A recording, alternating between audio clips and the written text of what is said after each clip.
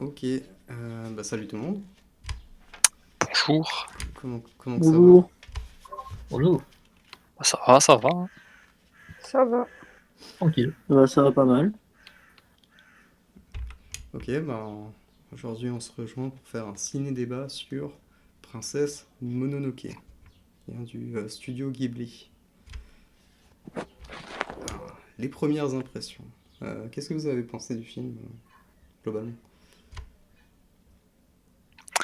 C'était sympa et je me rappelais plus qu'il était aussi long et franchement le temps on le voit pas passer je trouve. Je suis d'accord, ça se laisse regarder et pour aller plus loin dans l'analyse, je trouve que c'est un film qui n'a pas vraiment vieilli. Si je dis pas de bêtises, il est sorti en 97, donc quasiment comme moi. Et en termes d'animation, je trouve ça extrêmement fluide, ce qui fait que même s'il est vieux, entre guillemets, par rapport à sa date de sortie, il se laisse clairement regarder sans trop de problèmes. Ouais, je le trouve aussi très beau. Ouais, Oui, c'est vrai qu'il est très beau. Et moi, je voudrais rajouter aussi, je trouve qu'il a quand même une belle morale, en fait. Mais il a une belle façon de le traiter en tout cas. Ouais, exactement. Surtout qu'en soi, le film a sa façon de soulever plusieurs problèmes différents, quoi, et de les traiter d'une façon bien particulière, quoi. Ok, et du coup, le film, comme on va pas le diffuser sur YouTube quand même, euh, est-ce que quelqu'un peut faire un petit résumé de ce qui se passe? Alors, un résumé. On va recommencer parce que c'est dense. On va commencer par le début, c'est déjà pas mal.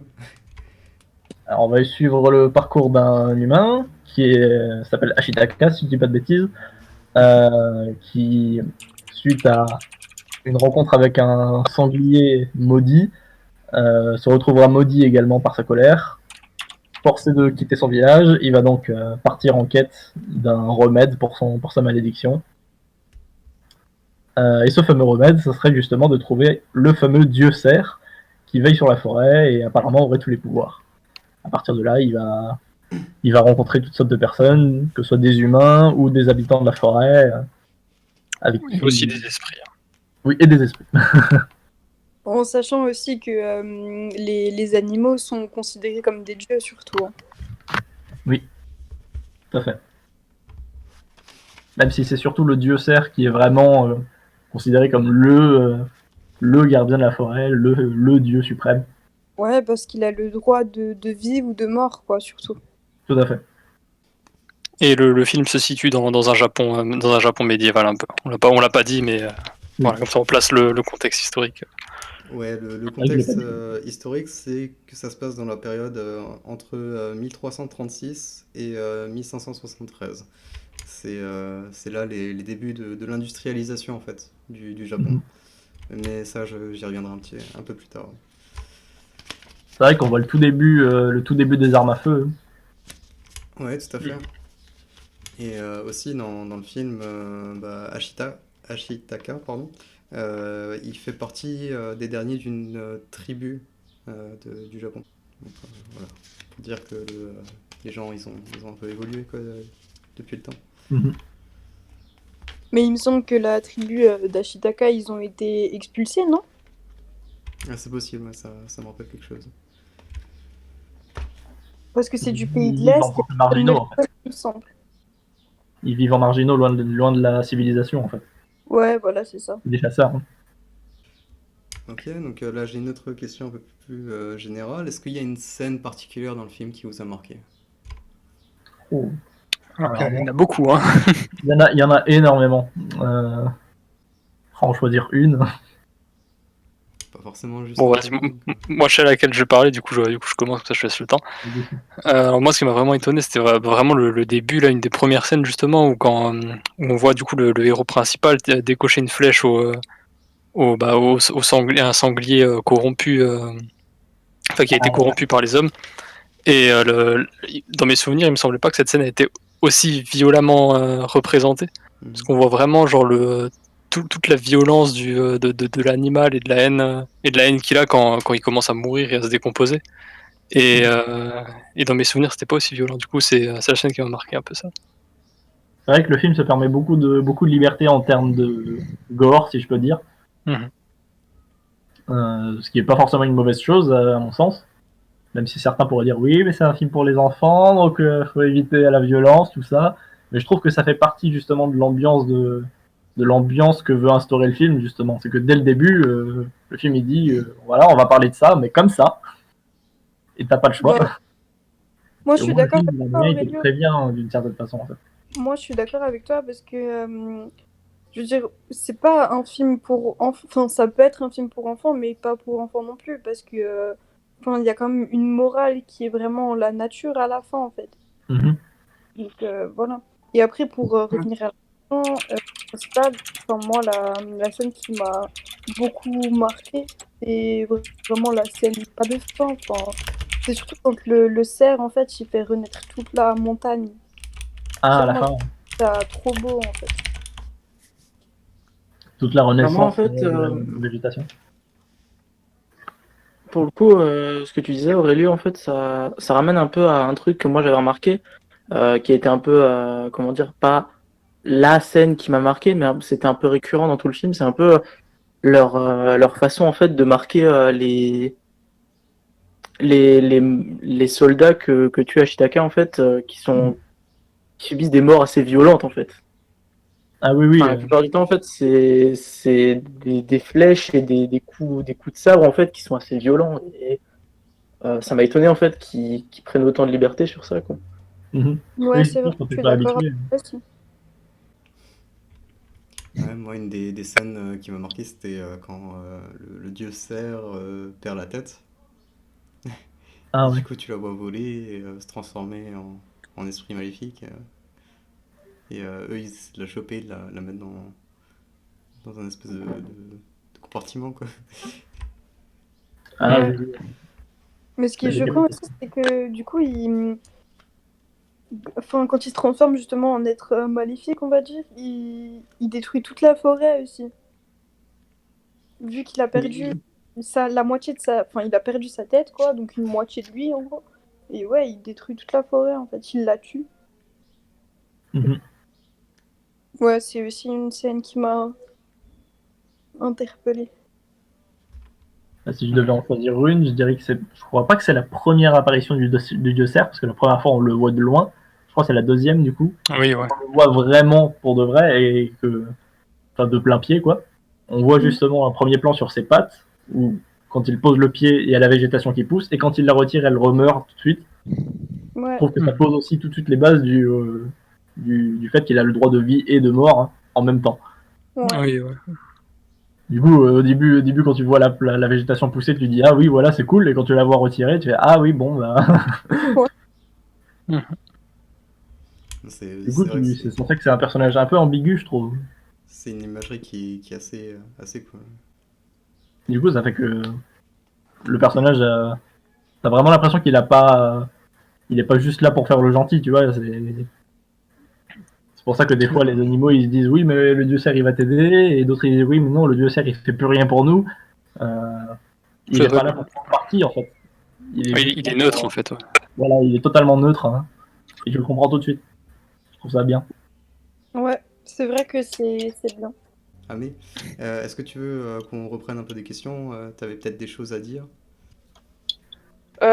C'était juste sur un passage, enfin sur ce qu'a dit Rain et Psynot, du coup, Mhm. sur le fait qu'il y avait beaucoup de violence et que moi, il y avait une scène qui m'avait choquée, que clairement j'ai une réaction, quand il a lancé une flèche sur un samouraï et que Mhm. la tête, elle est partie vraiment... Ça m'a choquée. Ah Enfin, oui, c'est vrai je que m'y Oui, oui, attendais... totalement. elle est nette, Ouais, la je végétation. m'y ouais, je m'y attendais pas, en fait. C'est vrai que cette scène, elle est... Genre, tu t'y attends vraiment pas du tout à ça, hein. Non, Bah, je pense que c'est le but non. recherché de toute façon. C'est vrai que pour Ouais, le bah coup, oui, ouais. même plus tard dans le film, enfin plus tard ou avant, je sais plus, mais à un moment, quand il y a des villageois qui sont attaqués par des samouraïs, il y a Ashtaka justement qui tire une flèche et il détache les deux bras du samouraï avec une flèche. Oui, oui. Ouais, ouais. Et c'est assez choquant pour le coup si on n'est pas préparé, quoi. Mhm. Mais effectivement, là, pour le coup, en termes de mise en scène, je pense que c'est fait exprès pour qu'on soit aussi choqué que le personnage lui-même. Ouais, c'est vrai.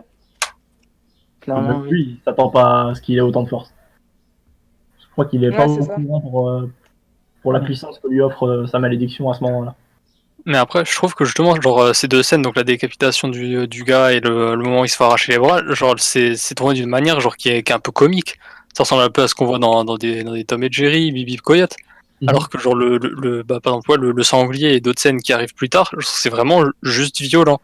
Parce que le perso qui s'est arraché les bras, et après, il est là sans ses bras, il les regarde en mode ah, il me manque quelque chose, comme si c'était comme si c'était un dessin animé, en fait, Il avait pas, rien compris, en fait. pas en version sérieuse, tu vois. Ouais. Ouais, c'est pas Ouais, je faux, suis oui, d'accord. c'est vrai qu'ils essayent un peu d'adoucir la chose. Mais du coup, c'est bien, ça me permet de rebondir sur ma prochaine question. Justement, avec tellement de violence qui se passe quand même dans l'anime, bon, il n'y a pas que ça non plus. Euh, Vous pensez que c'est quoi la moyenne d'âge qui est ciblée en fait? Oh là là. Bah, c'est dur à dire parce que, comment dire, c'est pas non plus hyper compliqué en fait de comprendre le raisonnement en fait de l'histoire, comment ça se déroule et pourquoi il se passe ce qui se passe en fait. Et pour autant, il faut quand même s'attendre à ce qui va se passer quoi, parce que avec genre 5-10 ans de moins que ce qu'on a là, je pense que ça pourrait être très facilement choquant de voir un samouraï se faire tuer ou quoi que ce soit en fait, de la façon dont c'est montré. Moi, je vais me baser un peu sur mon expérience, parce que moi, du coup, j'ai dû le voir vers 10 ans à peu près, tu vois. Ça m'a pas choqué plus que ça, tu vois, la présence du sang. Étonnamment, tu vois. Donc, je pense que ce serait un peu une question piège de dire oui, voilà, c'est pour les gens de 16 ans, voire 20 ans, tu vois, des trucs comme ça. Je trouve que Ouais, alors il arrive quand même à donner ça d'une belle façon, j'ai envie de dire, hein, entre guillemets. alors peut-être que la question était mal formulée, peut-être pas la moyenne d'âge, mais à votre avis, qui est le public ciblé en fait? Je pense que De- c'est pas choquant de dire que c'est un peu pour les enfants. Quand Perso, on dit moi, oui, c'est pour enfants, c'est aussi, au jour d'aujourd'hui, c'est dit un peu de façon, oui, voilà, c'est un mauvais film, on peut le montrer à son enfant. Et je trouve que un film pour enfants, si je peux dire ça comme ça, ça peut être un très très beau film, tu vois. C'est pas forcément péjoratif, au contraire même. moi, je pense perso que il n'y a pas de moyenne d'âge ou de tranche d'âge ou de public ciblé en fait. C'est tout le monde a sa sensibilité ou autre. Je veux dire, il y a des gens qui n'aiment pas du tout les films d'animation comme ça, ou il y a des gens ils peuvent absolument pas regarder des scènes où justement il y a des décapitations, etc. Bon après Mhm. c'est pas des scènes choquantes, mais juste ça peut choquer des gens. Donc pour moi c'est au bon vouloir des gens en fait. Ouais, ça dépend de la sensibilité de chacun. Ouais voilà, pour moi c'est ça. Et du coup, toi, Rain, qui l'a regardé quand t'étais plus jeune et Mhm. maintenant de nouveau, tu préfères, enfin, comment tu le ressens? C'est-à-dire, est-ce que tu l'apprécies mieux maintenant ou est-ce que tu penses l'avoir mieux apprécié quand t'étais plus jeune? En termes d'appréciation, je saurais pas le dire, parce que je trouve que je l'ai pas regardé de la même façon en fait. Quand j'étais gosse, j'appréciais surtout le spectacle qui s'offrait à moi et je m'attachais pas trop au scénario, tu vois. Je disais oui, voilà, c'est joli et j'aime bien voir plein de trucs jolis qui bougent. Euh, et en ça, l'effet graphique qui n'a pas vieilli aujourd'hui du film est très agréable. Et aujourd'hui, pour le coup, je m'attache beaucoup plus au scénario et je le trouve pas trop mauvais, l'air de rien.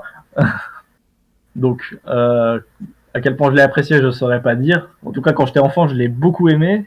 C'était quasiment un de mes films préférés. Ce sont quasiment tous les films du Ghibli étaient dans ma liste à ce moment-là. Et aujourd'hui, avec mon œil d'adulte, j'ai envie de dire que ça a conforté l'idée que j'avais a priori. D'accord, nickel. Je peux aussi dire quelque chose par rapport à ça, Je t'en du prie, coup. je t'en prie.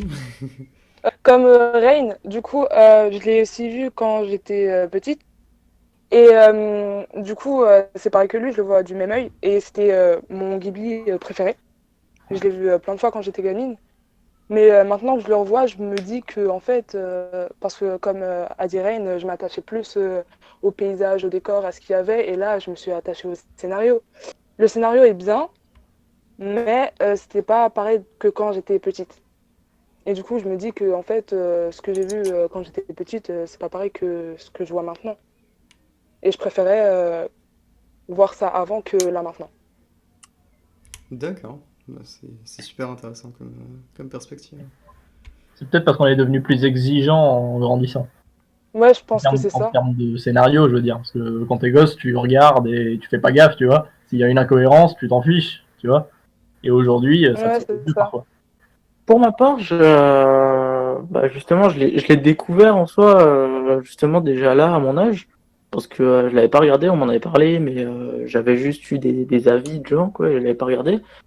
Et je l'ai vraiment bien apprécié, et comment dire, j'ai un peu ce ressenti que j'ai parfois avec certaines séries ou certains animés ou films d'animation ou quoi que ce soit que j'ai vraiment apprécié. J'ai eu en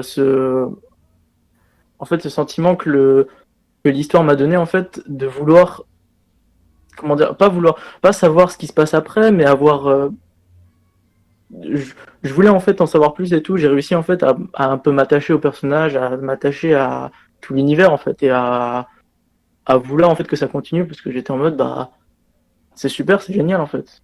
Ouais, L'histoire est bien tournée et on veut en savoir plus, quoi. ouais, du coup, t'étais complètement investi, quoi. Ah, pour le coup, ouais, ouais. C'est clairement ça, ouais. Et du coup, comme Ouais, le moi film est jeune, franchement, c'est pareil que Psy-Note. Franchement, moi j'étais à fond dedans aussi, hein. Bah moi pareil, j'ai découvert bah, là récemment quand on avait décidé sur quel film faire le ciné-débat et j'ai surkiffé. J'étais complètement à fond dedans. Et comme tu disais en début, Rain, ouais, tu les sens pas passer les 2 heures. Ou je sais pas si c'était Rain, mais ouais. Les 2 heures sont passées comme ça. ouais, effectivement, ça se laisse regarder.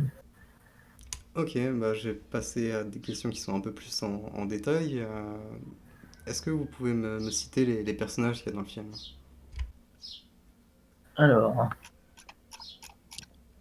Alors moi, ceux que j'ai le plus retenu, qui m'ont vraiment marqué, c'était Ashitaka, du coup, le personnage principal, entre guillemets, Mhm. San, donc la princesse Mononoke, et Eboshi, Ouais, moi j'allais celle dire la même qui... chose.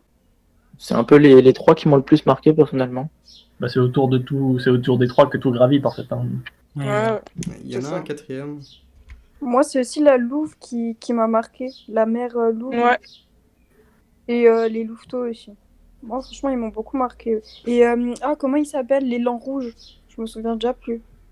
Akuro, non? Yakuro. Ah, Oui, c'est ça. ouais, Akuro, voilà. son cheval à cornes. Ouais, lui, il Non, m'a marqué aussi. Mhm. c'est un élan. Ouais, il y a aussi un quatrième personnage, c'est Ouais, Gigo, un le truc gars comme qui ça. rencontre au début, là, Ouais, ouais, ouais. qui lui fait la Ouais, remarque par rapport à la pépite.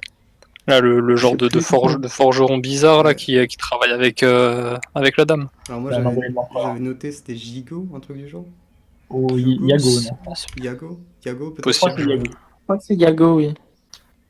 Qui travaille pour l'empereur. qui travaillait pour l'empereur, ouais, Après, ouais. Pardon, vas-y.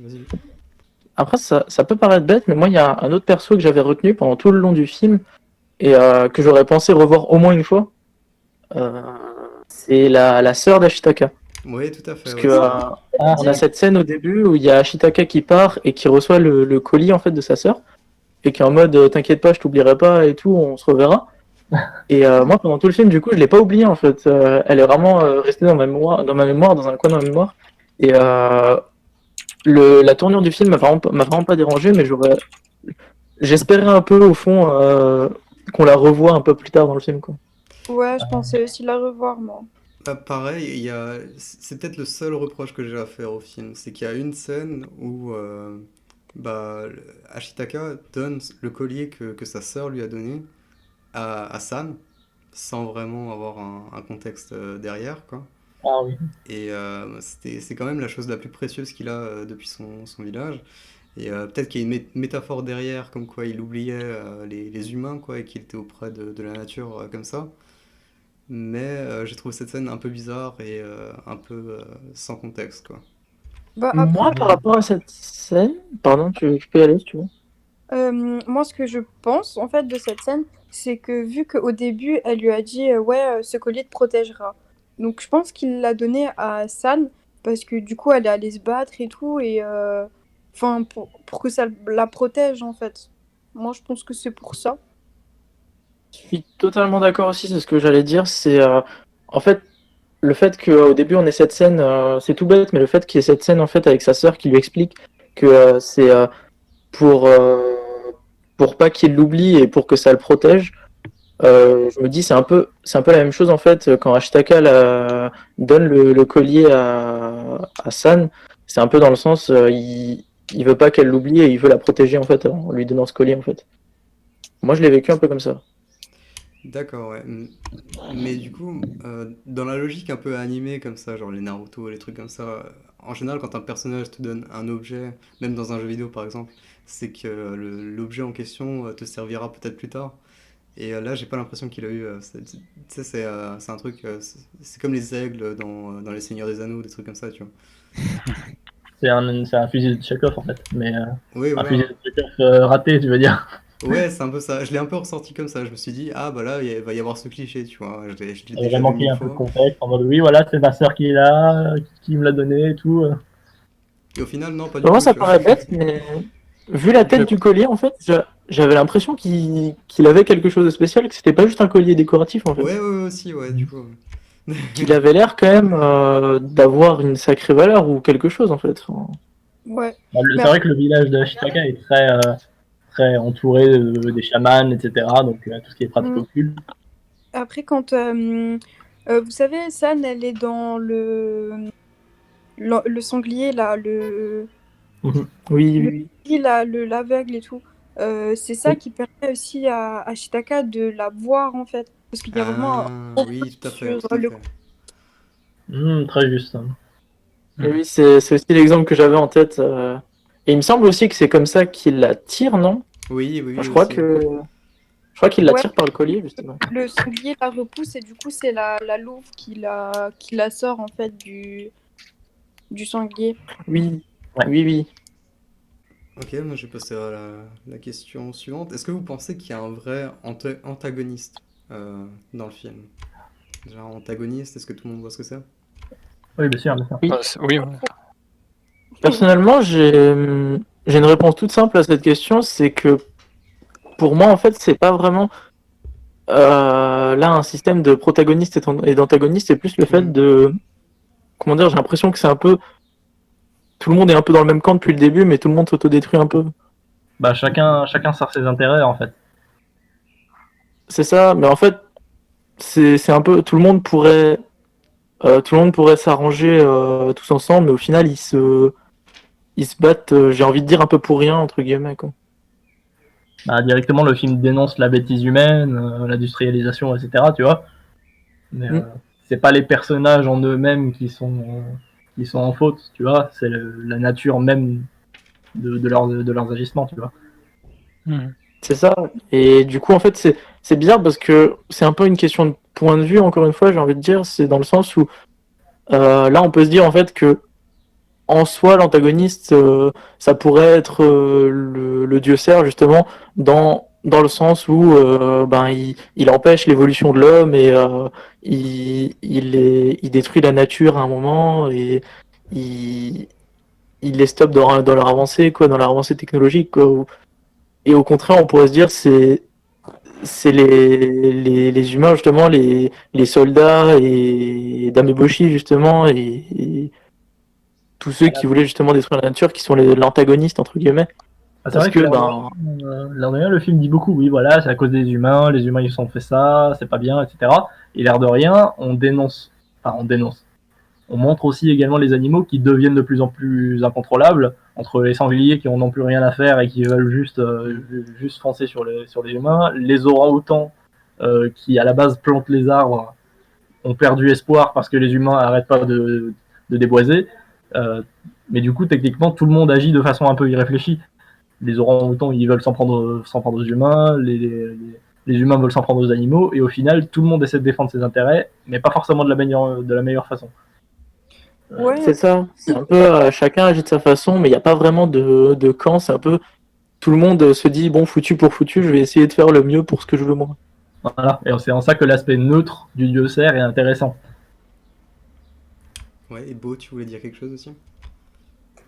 oui, parce que en fait, moi, ce que j'ai beaucoup aimé, c'est que Dame Eboshi, en fait, elle veut détruire la montagne parce qu'il y a les matériaux pour les forges. Mais du coup, en fait, c'est juste ça qui compte, mais le reste, on s'en fout, en fait. Et du coup, ça, c'est...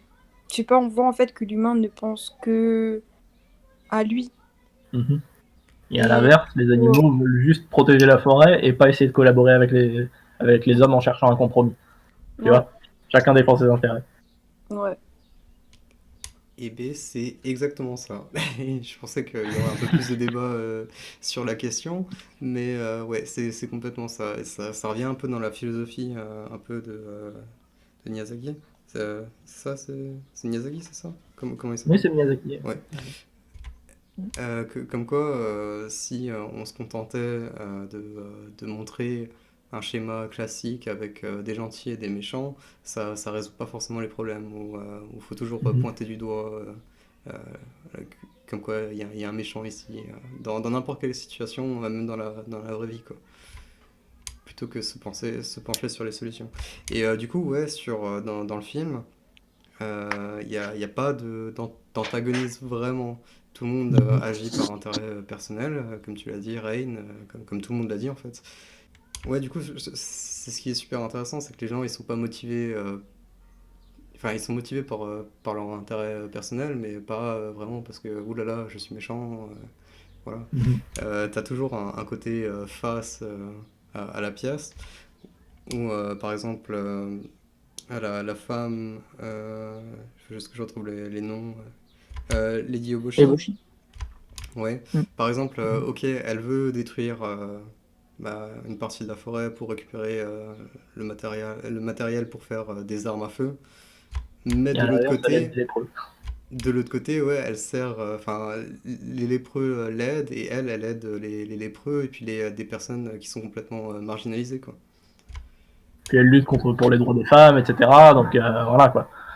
Ouais, voilà. Vraiment. Après, après, je trouve ça intéressant un peu la façon dont ils l'ont tourné parce que justement, du coup, c'est ce qui rend un peu le scénario intéressant parce que si on avait tout de suite vraiment, enfin, s'il l'avait tout de suite vraiment fait comprendre comme c'est le dieu de la forêt qui est vraiment maléfique et qui est vraiment méchant et qui fait du mal ou quoi que ce soit, ou s'il avait vraiment fait comprendre comme euh, qu'il y a un méchant et il faut le vaincre, ça aurait été un peu, enfin, pas qu'un peu même beaucoup moins en fait intéressant à suivre parce que on sait déjà un peu, on saurait déjà un peu comment ça se déroule, quoi. Ça aurait été un peu, il y a les gentils qui doivent affronter les méchants, et il y a le méchant après il est vaincu et puis voilà quoi.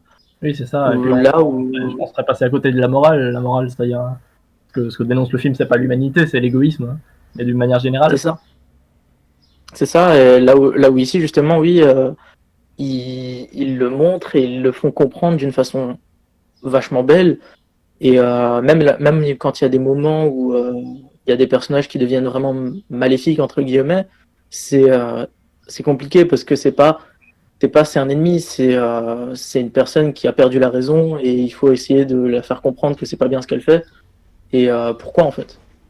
Ouais, et ça, c'est presque dans les premières lignes de texte du film, où quand la chamane arrive sur la carcasse de Nago, du coup, ce sanglier géant qui était possédé par un esprit maléfique, elle en veut pas à Nago directement, elle en veut à l'esprit maléfique qui l'avait possédé. Mais elle est désolée pour lui. Ouais, ouais, ouais, complètement. Complètement, ouais. Et ce que je trouve super intéressant aussi, c'est que il, on comprend que c'est un peu une genre de possession dont ils sont victimes, mais à aucun moment, enfin, je crois pas avoir une seule fois en fait les entendre parler de possession, mais c'est plus, ils disent plus souvent en fait que c'est la haine qui les contrôle en fait. Oui, Ouais, c'est Et tout à ça. c'est fait. intéressant parce que Il aide à c'est un peu ça en fait. C'est un peu, oui, la haine le contrôle parce qu'il n'arrive pas à avoir ce qu'il veut ou parce qu'il n'arrive pas à défendre son territoire ou défendre ce qui lui est cher en fait. C'est extrêmement métaphorique. Oui, et puis d'un point de vue du spectateur, c'est aussi super intéressant parce que tu arrives plus à t'attacher au personnage aussi, quoi.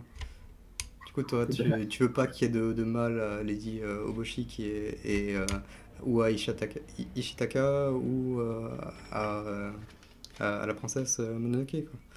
Parce Oui, que t'arrives pas à prendre parti vraiment de quelqu'un en fait. ouais, j'ai trouvé ça vraiment génial dans le film, quoi. Mhm. Je suis d'accord, hein.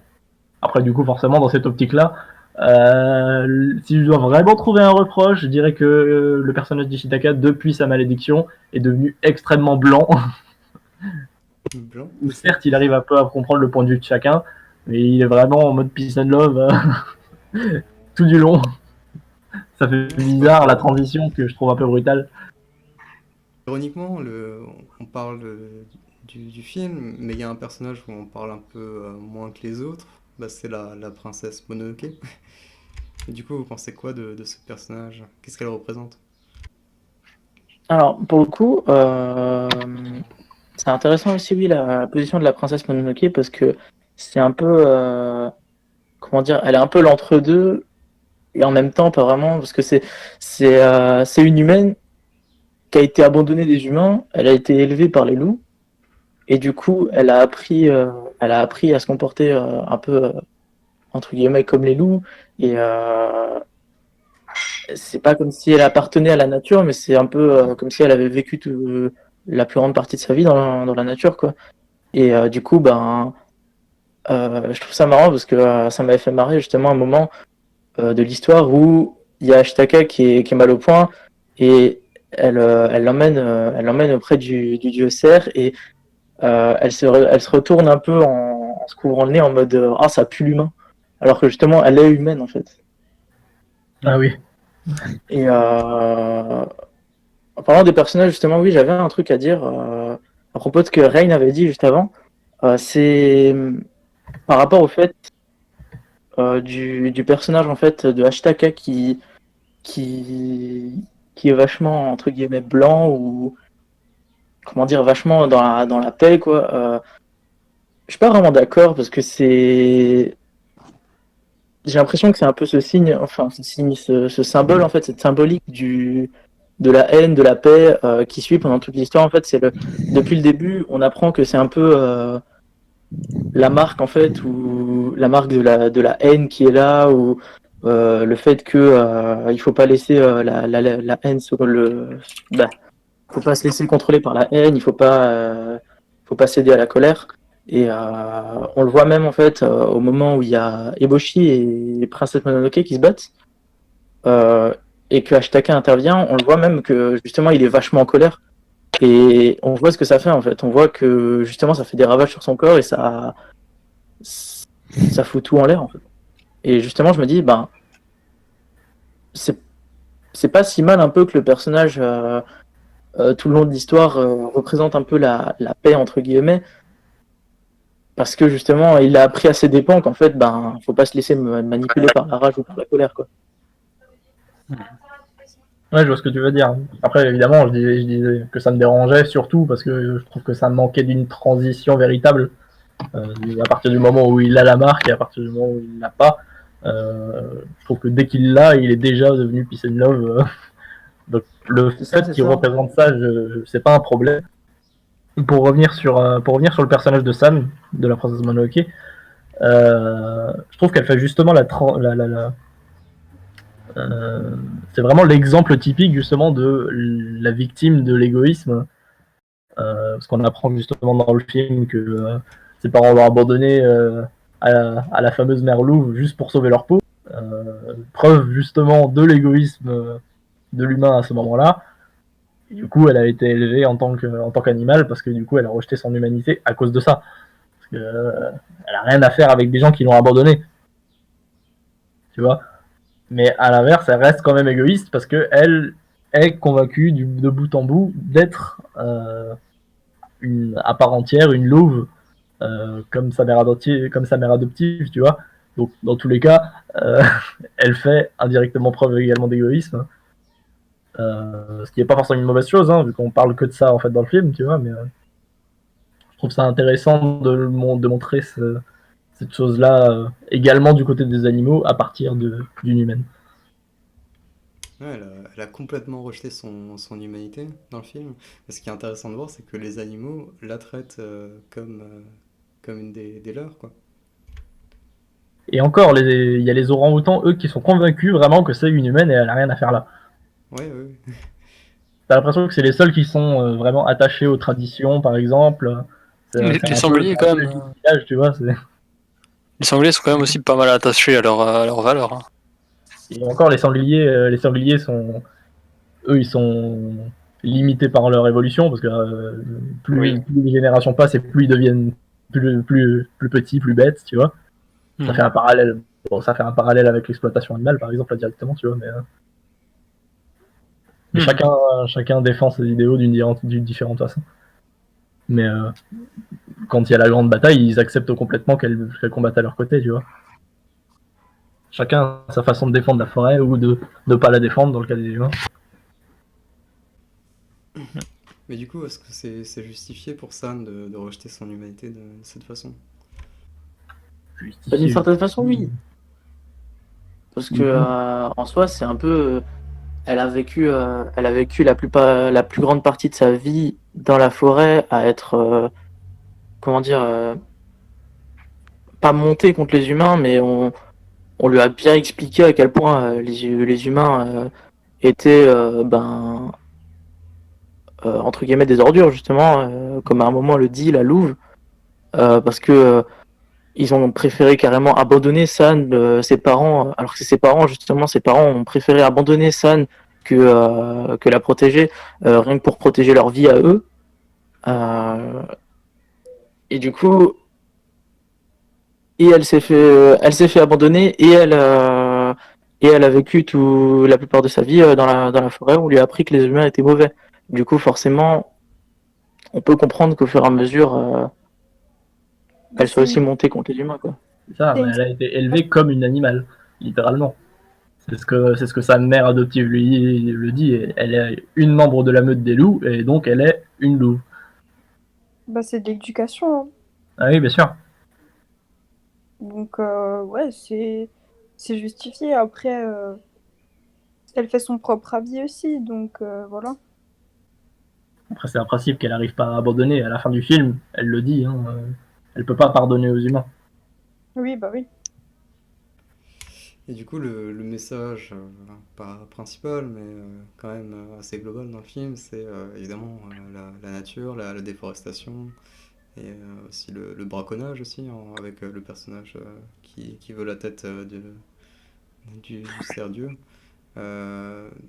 Comment vous l'avez trouvé ce message? Est-ce qu'il était omniprésent dans tout le film? Est-ce que ça vous a dérangé? Je sais pas, moi j'avais pas vu le côté braconnage tout de suite. Mais c'est vrai quoi, maintenant que tu fais remarquer, ouais, je vois à peu près. Bah, c'est très Après, moi, ce que subtil. j'ai trouvé intéressant par rapport au braconnage et autres, c'est le fait que dans le film, on nous personnifie un peu beaucoup les animaux comme plus une armée ennemie aux humains plutôt que des animaux qui sont chassés, en fait. Mhm. Ouais. C'est plus une armée, en fait. Mais sinon, le message, il est quand même assez clair, quoi. Enfin, on voit que Dame Eboshi, elle veut absolument tuer le dieu cerf, alors que des samouraïs sont en train d'attaquer ces forteresses, quoi. Mhm. Donc ouais, là, il y a clairement le braconnage, elle a que ça en tête. Oui, c'est fait de façon d'une façon plutôt métaphorique, mais ça parle quand même bien de tout ça de bout en bout, je trouve.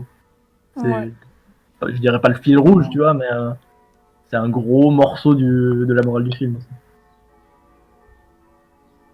Au-delà de l'égoïsme. Et du coup, ce message, est-ce que vous pensez qu'il est toujours d'actualité? Ah, bien sûr. Complètement. Ah bah oui. Oui, bah oui. Hein. Non, mais ça, c'est sûr. Hein. Complètement. Et pour parler de l'égoïsme, par exemple, c'est pour ça que je disais tout à l'heure, à part à Psy-Note, si ce film il serait sorti aujourd'hui, on aurait clairement pu aborder énormément de thématiques.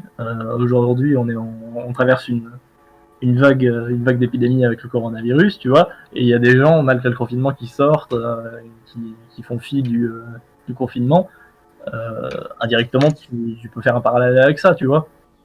À partir du moment où quelqu'un sort alors qu'il met du coup la vie des gens en danger, c'est la même chose que des gens qui jettent leur bébé entre les pattes d'une louve, tu vois. C'est pas Ouais. faux. C'est peut-être un Oh, d'accord. gros parallèle, mais moi je trouve que ça parle indirectement de ça aussi. Ouais, je dirais qu'il est d'actualité, mais d'autant que ouais, c'est encore pire la situation de nos jours, quoi. D'un point de vue impact environnemental de l'homme sur la nature, c'est... Mhm. Et encore aujourd'hui, l'homme a du mal à réaliser. Ouais, Et tout à parfois, fait. c'est parce que je pense, vous avez le droit de me contredire totalement, je pense que c'est parce que l'homme a du mal à s'occuper des problèmes qui ne le touchent pas directement. C'est à partir du moment où ça impacte vraiment la vie des gens que on commence à se réveiller.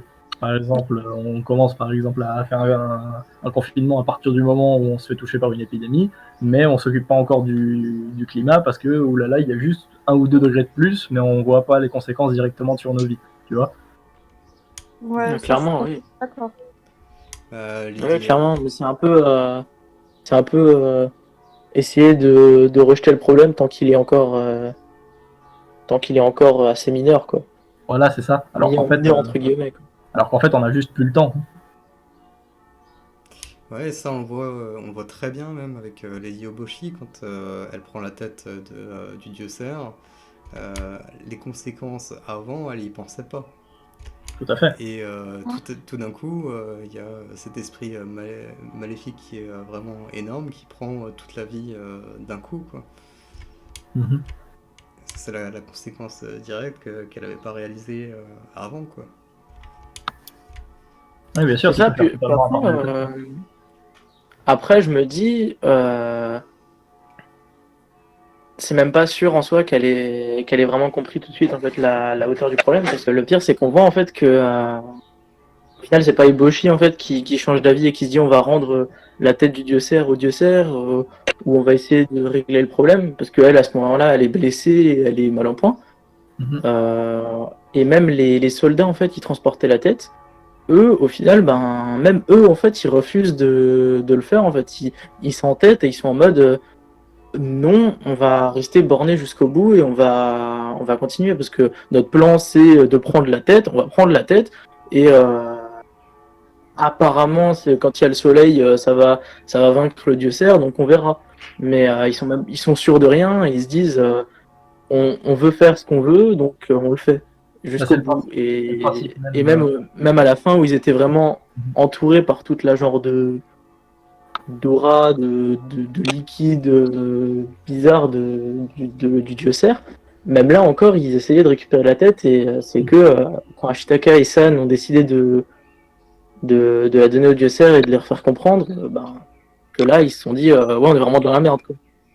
Oui, c'est le principe même de tout conflit, en fait, c'est que chacun est convaincu d'avoir la meilleure opinion, en fait. Du Ouais. coup, comme c'est leur seule fonction de ramener cette tête, ils sont convaincus que c'est la meilleure chose à faire, peu importe les conséquences. Mais même à la fin aussi, il y a Dame Eboshi qui dit ouais, on va devoir repartir de zéro. Mais du coup, ça veut dire qu'ils vont refaire exactement la même chose s'ils repartent de zéro alors. Non, pas forcément, parce que de zéro dans cette période, c'est pas la période qu'on a à nous, quoi. C'est quand même revenir un peu plus dans les principes et puis pas faire ce qu'ils ont fait dans l'abus. Parce que le problème global, c'est que c'est pas le fait de construire forcément des armes, c'est le fait de le faire complètement massivement parce que le profit il est juste trop bon. Et du coup de raser complètement des forêts en entier pour fabriquer ces armes. Le, le mal en soi, c'est pas le progrès, c'est le fait d'en abuser. C'est ça. Ouais. C'est l'épuisement Clairement, oui, massif des ressources, etc. après le fait est que Eboshi a l'air quand même d'avoir comment dire à la fin d'avoir un peu compris son erreur un peu parce que justement elle dit qu'elle doit remercier Ashtaka de l'avoir aidé et d'avoir réglé son erreur et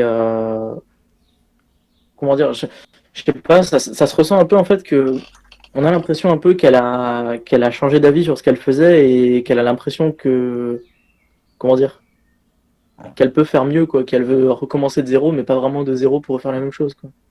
Oui. Elle a compris la leçon, quoi. C'est ça. Ouais, la morale, enfin la fin de l'histoire, elle est quand même assez positive. Elle te donne quand même de l'espoir, quoi. Le monde, il n'a pas été détruit. Et du coup, ouais, t'as l'impression Oui, vraiment que tous les personnages ont grandi, en fait. ouais, je suis d'accord. Mais ils prennent leurs responsabilités, en fait. Même San, qui même à la fin dit qu'elle peut pas pardonner aux humains, elle l'a quand même fait parce elle avait l'occasion de tuer Lady Eboshi quand elle était à la fin, quand elle était blessée, qu'elle était sans, il y avait personne autour d'elle, et au final elle s'était écroulée dans les bras d'Ishitaka parce que quelque part elle acceptait le fait qu'elle était elle-même humaine. Et du coup, ouais, tous les personnages ont vraiment l'impression que ouais, il y a quelque chose qui s'est passé et puis qu'ils ont grandi en fait. Ouais, je suis d'accord. Mhm. Oui, c'est un message d'espoir, hein. Ok, bah moi j'ai fait plus ou moins le tour de mes questions. Là, j'improvise un peu Mhm. depuis avant. Oui, ouais, mais c'est bien, ouais, hein. On est dans les temps, hein. Mais du coup, ouais, si vous avez d'autres choses à rajouter, des petits commentaires, des petites suggestions, n'importe. Là, c'est la radio libre. Eh ben, regardez les autres films de Ghibli. Bah, franchement, oui, hein. C'est vrai qu'ils sont tous un peu dans ce ton-là, qui est loin d'une narration très manichéenne, c'est-à-dire avec juste les gentils et les méchants. Alors ça, c'est très intéressant du coup de se focaliser juste sur qu'est-ce que ça veut dire, de quoi ça parle aujourd'hui. Parce que je trouve que c'est des Du films coup, qui ne perdent pas leur message en fait. Ok, j'ai un peu de mal à trouver une conclusion. Euh, mais du coup, ouais, moi j'ai trouvé ça sympa de faire ça entre nous. Franchement, ouais, ça c'était pas mal aussi, hein. Ouais, Ouais, pareil. pareil. Mhm. Et ouais, du coup, on prévoyait de faire l'émission aussi pour le groupe Cœur. Et on le ferait du coup sur Silent Voice. Ouais, pourquoi pas, ouais. Ouais, carrément. Faudrait que je le re-regarde. Du coup, ouais, Pourquoi pas en version. tu veux faire l'outro, Beau? Ouais. Bon, bah, du coup, ce ciné-débat est terminé. Donc, si ça vous a plu, n'hésitez pas à nous le dire en commentaire. Et on pense refaire un ciné-débat ou plusieurs sur des films de Ghibli ou autres, hein. Donc, dites-le nous si vous avez des préférences ou pas. Donc voilà. Merci. Abonnez-vous, cliquez sur la cloche.